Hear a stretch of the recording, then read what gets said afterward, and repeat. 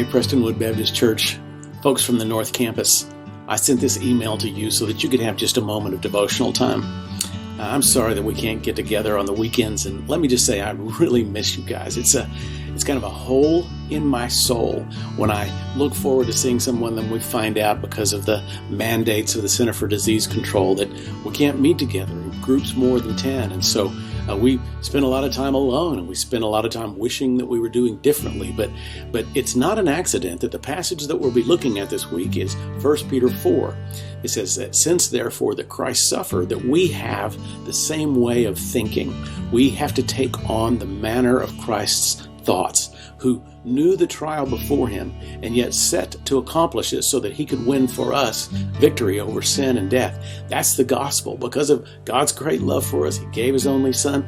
And in knowing that he was doing that, he was able to face what was coming, the scourging and the crown of thorns and the cross and the anguish and the weight of sin. And he did all of that knowing that victory was on the other side. Well, he's saying we can do that same thing, and that we can focus ourselves on the will of God and not on fleshly desires. And in doing so, we can make it through difficult times. Just this morning, we had a pretty rough night at the Salee house for a variety of circumstances I'm not going to get into. But this morning, I got up before the sun, and I was spending some time in prayer and in the Word, and just not something that I expect and not something that happens every morning. God visited me in a manner that gave me just tears of joy and just a faithful dependability upon Him and His faithfulness.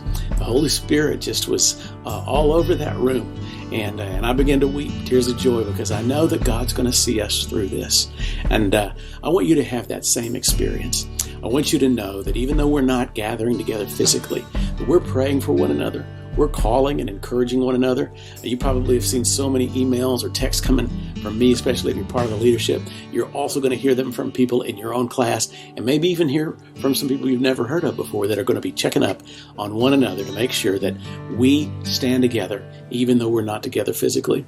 It's a great time to be a believer in the United States of America, because for the first time, maybe in a very long time, people's hearts are beginning to ask questions and wondering where are we going and how we're going to get there and who has the answers. And we know who has the answer. The answer is Jesus Christ.